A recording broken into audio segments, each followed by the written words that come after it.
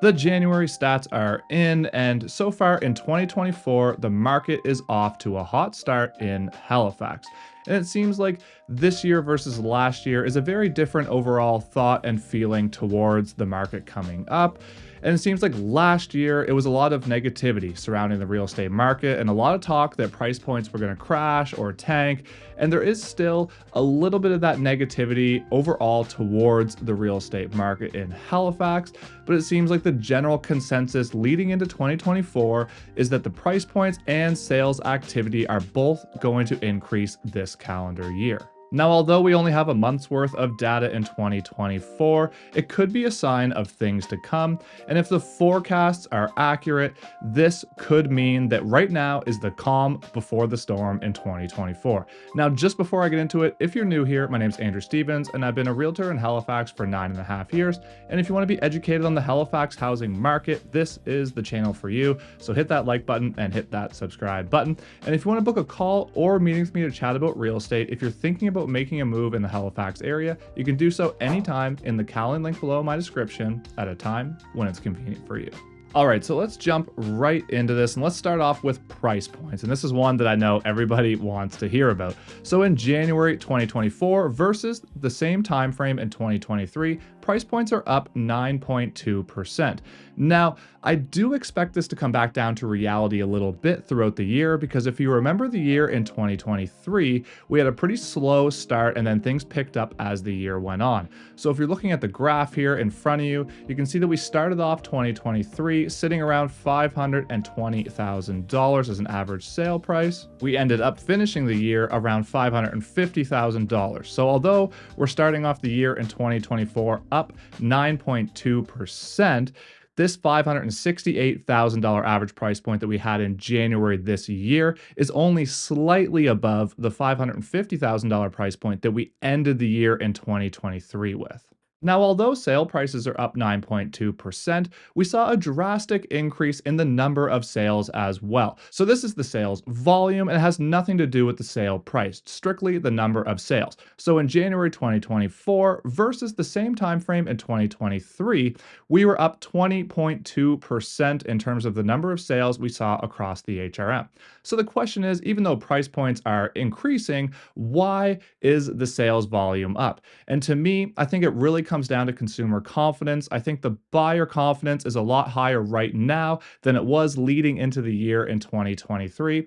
And I think the general consensus in the overall market is that if the Bank of Canada starts to decrease the rates and if the fixed rates also come down with regard to the bond yields, then the activity in the market will pick up, which will in turn have upward pressure on pricing. I think this is the message that a lot of realtors are conveying. And overall, it's kind of the message I'm conveying as well, because that's where I see the market headed this year, if you think back to my predictions video. So I think this is a big reason why we're seeing this uptick in sales activity this year versus 2023, because I feel like a lot of buyers are trying to get in under the wire before the price points start going up, because that's sort of the general consensus of what we're going to see later on in 2024. Whereas this time last year, I think a lot of buyers were holding out because the general thought from the public was that the market was going to go down. So people were thinking, well, if I hold out a little bit longer, the price points are going to come down and I'm going to get a better deal. And even though that didn't really happen in 2023, I feel like that was the general consensus.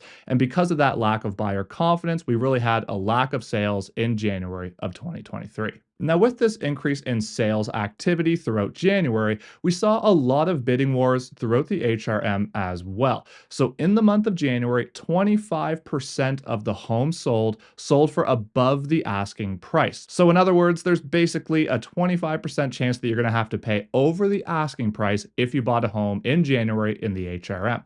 Now, if I take this one step further, the amount average over asking these properties sold for was an average of $29,000 over the asking price. So 1 in 4 homes selling over the asking price for an average of $29,000 over the asking price. And if I compare this to 2023, it also was 25% of the homes selling over the asking price, but this year they're selling for an average of $8,000 more over the asking price than they were in 2023. So 25% of the homes selling over the asking price. And then if I look at how many homes sold at the asking price or higher, it's actually 39% of the listings that sold. So almost half the time, the seller is getting their asking price or above. So again, it is still a very competitive market for buyers, especially in the lower price ranges, kind of anything under $500,000 or $550,000 across the HRM. Now, as a general statement in terms of homes selling in the HRM in January,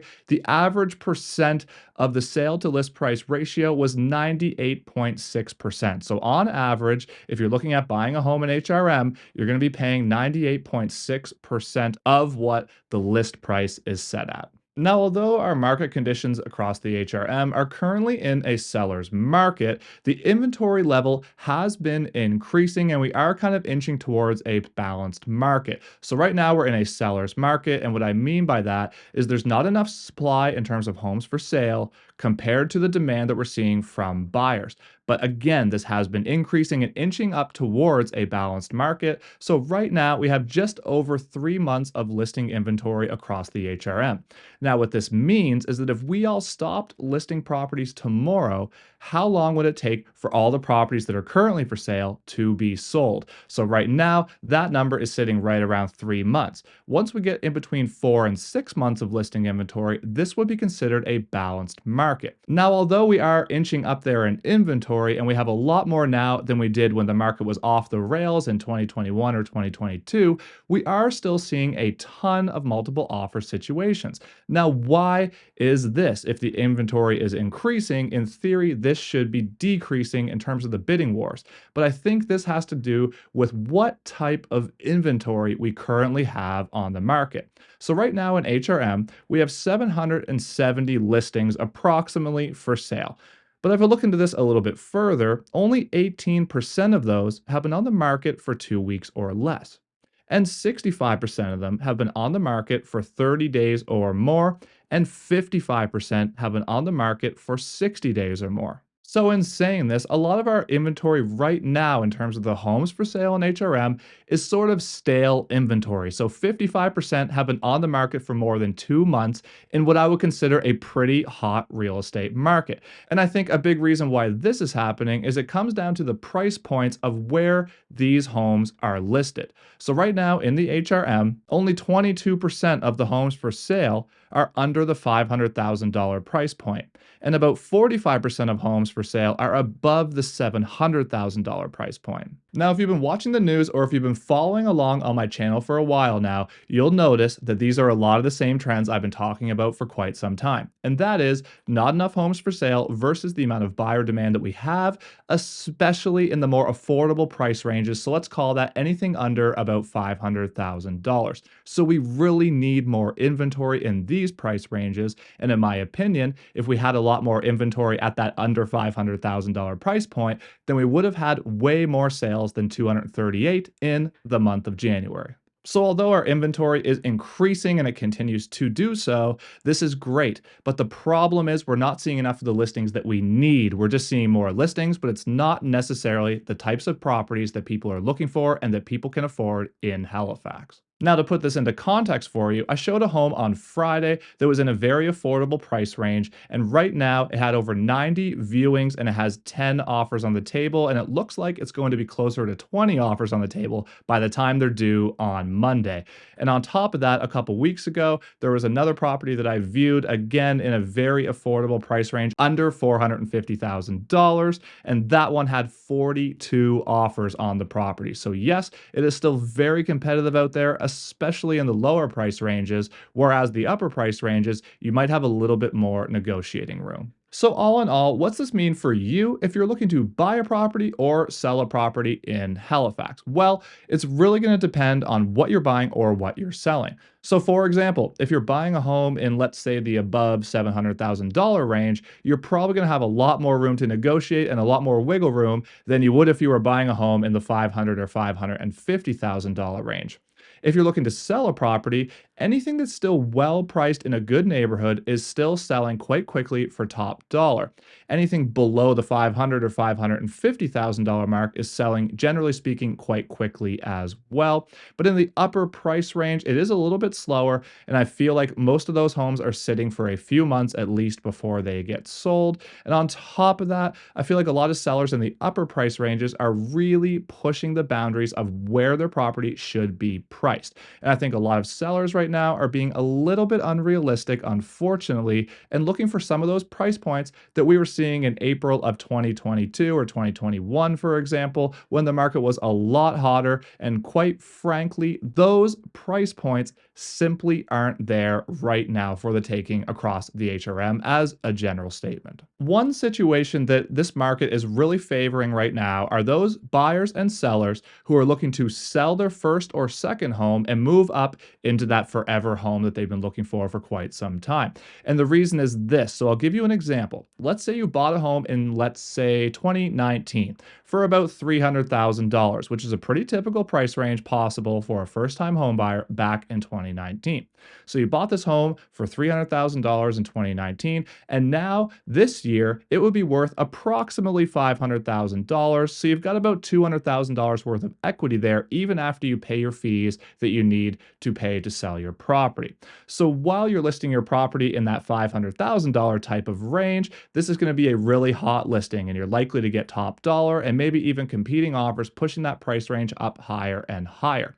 And then if you're looking on the other end for something around the $700,000, $750,000, or $800,000 price range or higher, this market is a lot softer, and you're going to have a lot more negotiating power and wiggle room, and you're likely not going to compete on a property in this price range, again, as a general statement, depending where you're looking at. So these sellers who are then buying on the other end and looking to upsize, they're getting top dollar for their home in that $500,000, $600,000 price range. And if they're buying in the $700,000 or $800,000 price range, they're getting a better deal on that purchase. So this situation is really favorable right now in terms of people looking to make a move in the HRM.